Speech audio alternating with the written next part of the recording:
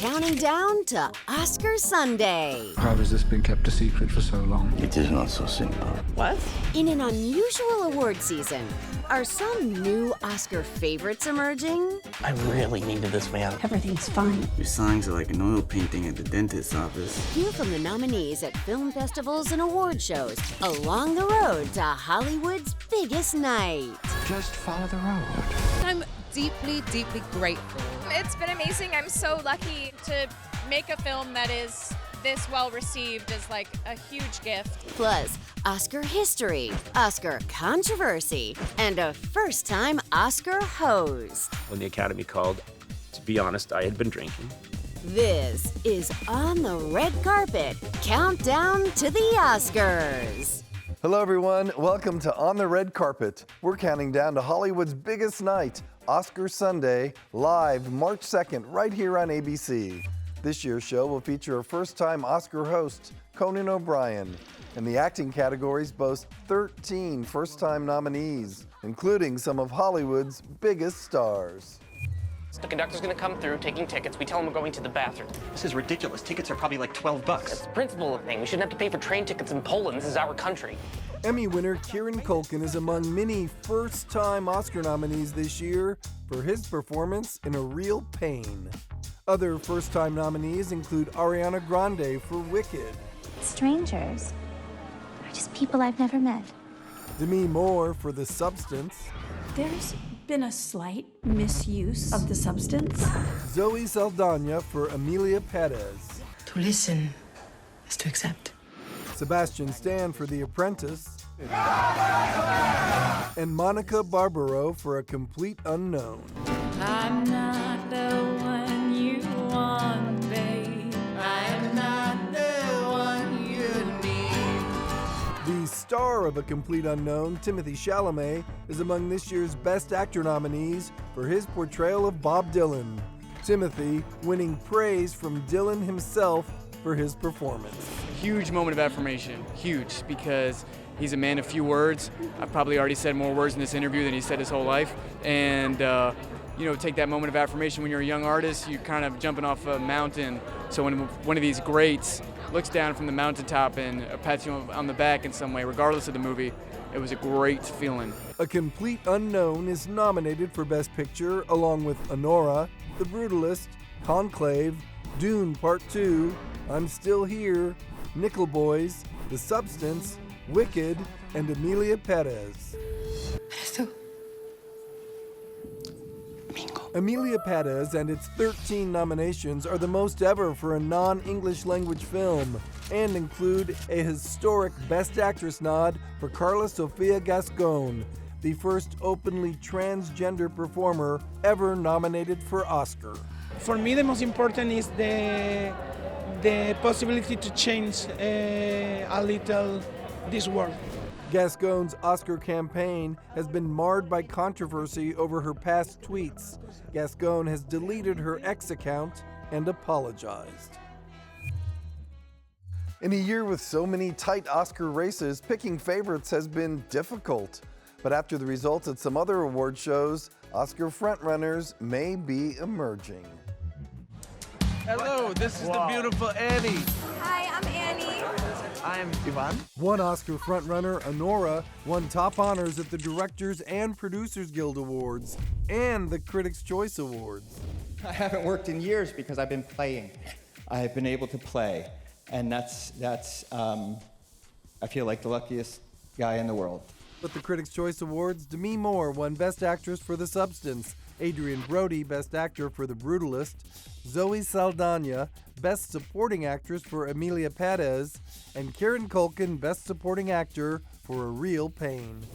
Our grandma is from here, so Dave arranged for us to join this geriatric Polish tour with you fine people. The director and star of A Real Pain, Jesse Eisenberg, who's an Oscar nominee for his screenplay, was there to represent Kieran and the film. I've now accepted several awards for him on his behalf, and it feels really great to get an award, but it's always been for Kieran.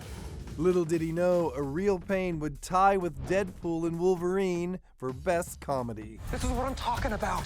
Meanwhile, the Critics' Choice Awards were filled with other Oscar hopefuls, like Wicked's Cynthia Erivo, who's loving every minute of this Oscar season. I think I'm deeply, deeply grateful. I'm really present every time you see me. I try to be just where I am at that moment so that I can actually experience what's happening. Also on hand, A Complete Unknown's Monica Barbaro, who's an Oscar nominee for her portrayal of Joan Baez. The scarier thing was like whether or not it would be received well, and it's been received so well, and you know, people who lived through that time seem to really have embraced it, and that's the most rewarding thing ever. And one more reward for A Complete Unknown, the Bob Dylan biopic winning Best Picture of the Year at the AARP's Movies for Grown-Ups Awards. The Virtuoso Awards at the Santa Barbara Film Festival recognizes actors whose performances have made them the talk of the town. Oh, it's been amazing. I'm so lucky and just continuously so happy to be celebrating my film, Honora. It's very special to me. It always has been, so it's been wonderful. I mean, I'm just so grateful to be a part of this, and it's very surreal to be recognized in this way with so many brilliant actors and actresses that I love so much and whose work I've loved this year, and it's such a beautiful time, and I'm so grateful to be a part of it. Monica Barbaro's soulful performance as Joan Baez in A Complete Unknown has moviegoers talking, and it's given the actress a chance to have talks with Baez herself. I've become very protective of what she says to me in private, but she's just supportive, and she's just such a legend and such a strong, fearless woman. So to make a film that is this well received is like a huge gift. Anyone who says that recognition in this business is meaningless, they're lying or they're fooling themselves.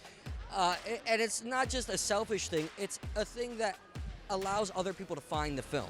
To spark the conversation is really what art is created for. The creation is never for the creator. It's always to give away, to give to somebody else. And to see that people get it and are receptive to it and responding to it is incredible. Inside the ceremony, Oscar nominee Sebastian Stan talked about the attention his film, The Apprentice, has received this awards season. It is really beautiful because now the movie gets seen, more people can go in there, they can continue to look and try to understand, because we have to understand. And Selena Gomez touched on the controversies swirling around her movie, Emilia Perez.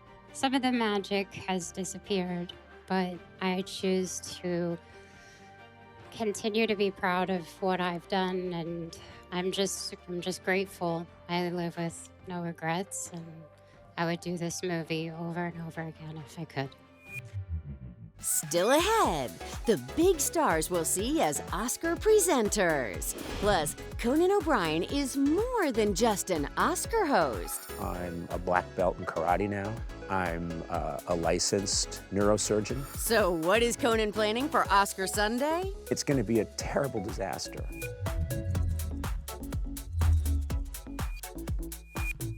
You're watching Emmy Award-winning On the Red Carpet.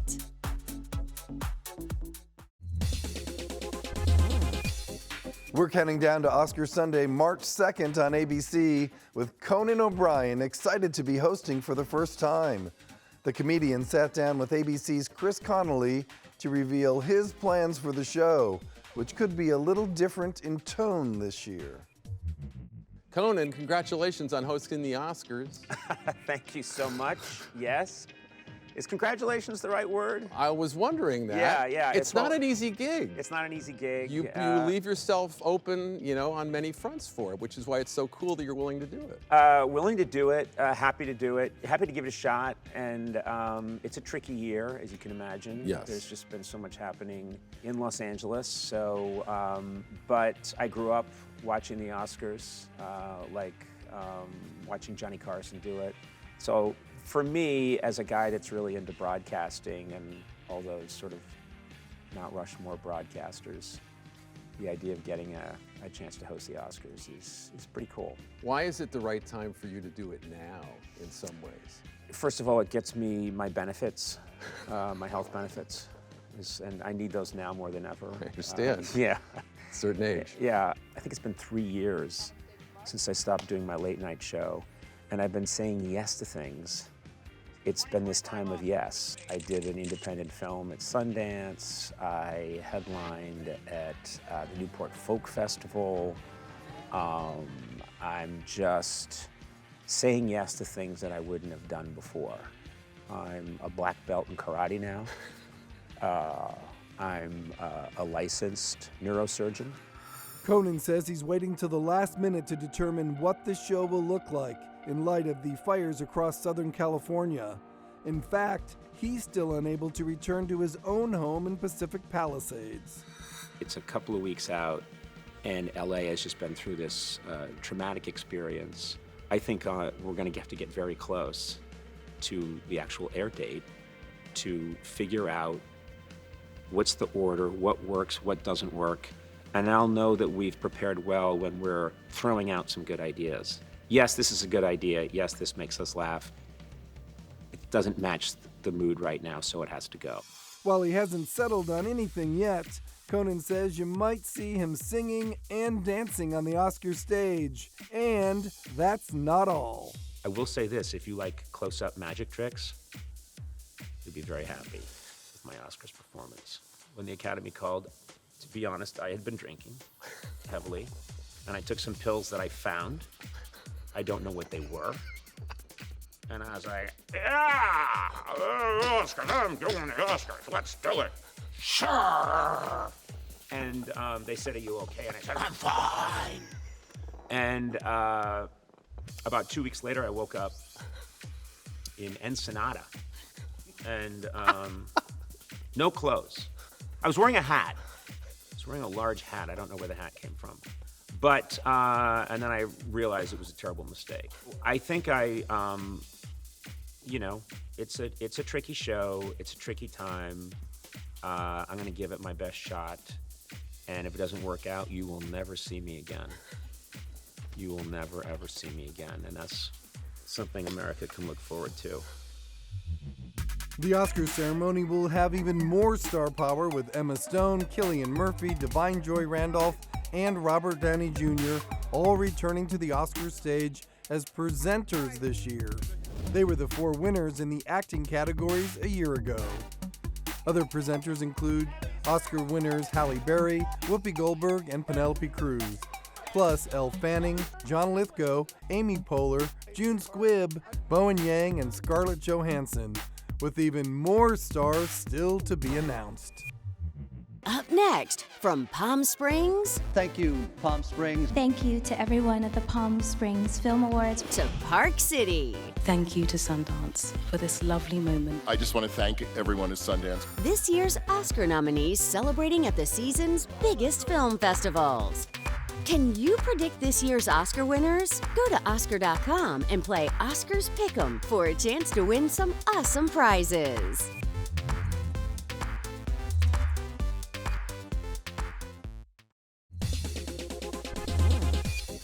Another reminder, Oscar Sunday is March 2nd on ABC. It's the culmination of a fun Hollywood award season, which also includes stops at major film festivals in the California desert and the mountains of Utah. The Sundance Film Festival in snowy Park City is the largest independent film festival in America.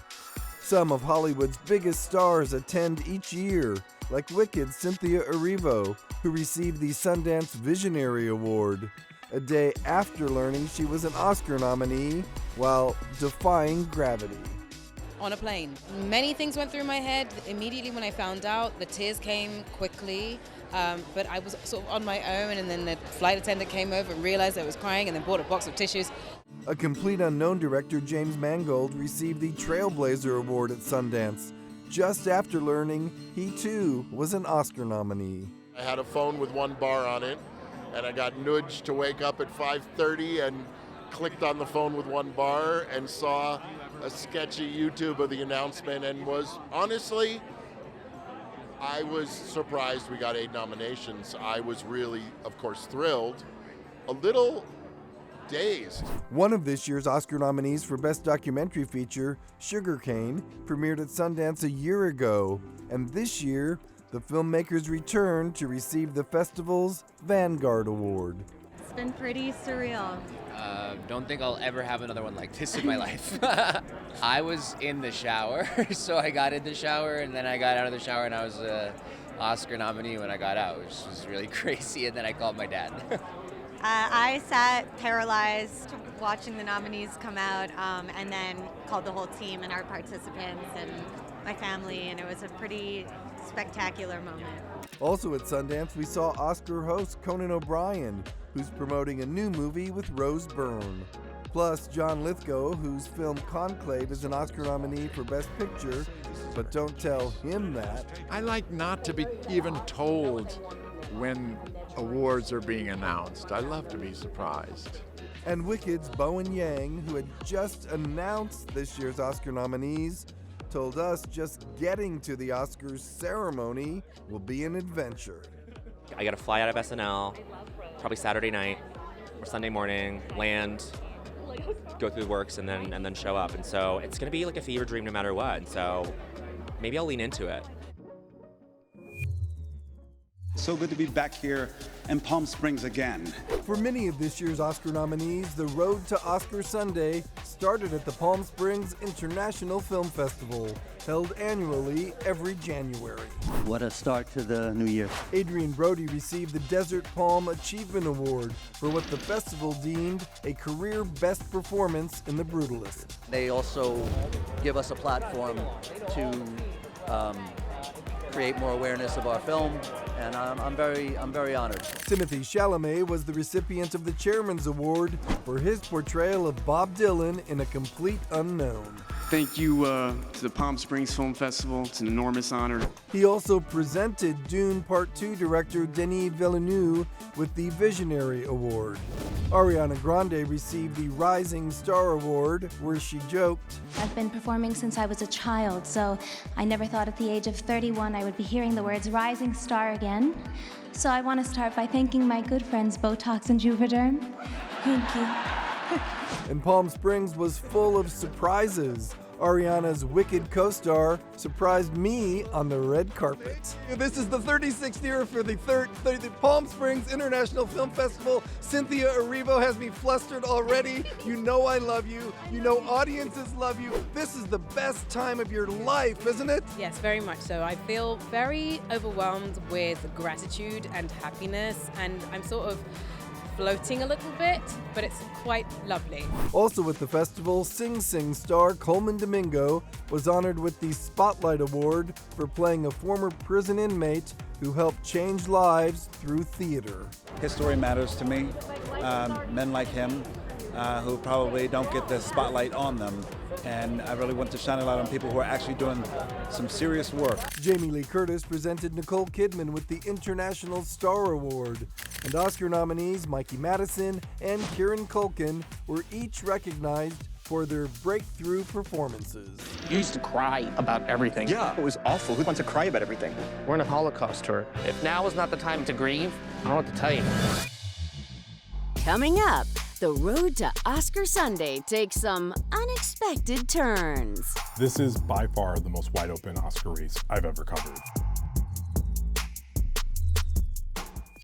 There's no business like small business, sponsored by Hiscox. Here's small business owner Raju Mehta from El Paseo Jewelers in Palm Desert, California. Being a small business is just not selling merchandise. It's being part of their life. You know, we have so many customers who will come and tell us stories about their family, themselves. So if communities takes care of local businesses, it will help economy of that city to grow, that area to grow, and it will help people to take care of people. At Hiscox, we ensure all kinds of small business dreams, from custom mattress makers to posh pet parlors.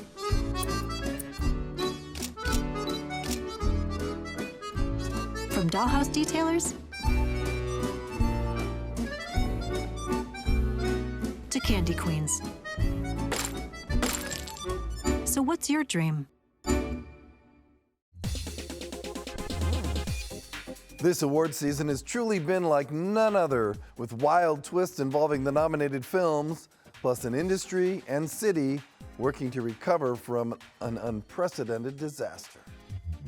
We just started 2025 and it's been quite a journey. The Oscars and award season as a whole were thrown for a loop when the devastating wildfires ripped through Los Angeles.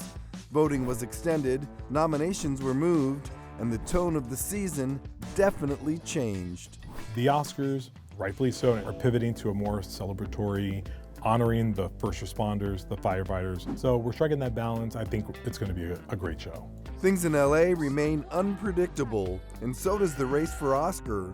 What people need to remember, the Academy has doubled in size in the last decade. We have a new wave of voters. We have a new wave of people that digest film differently. I think also a good point to make here is because of the fires, and this also plays into it, the Golden Globes happened January 5th. There were 31 days between the Golden Globes and the next award show that occurred, and the buzz is going to shift. We always have to be ready for that.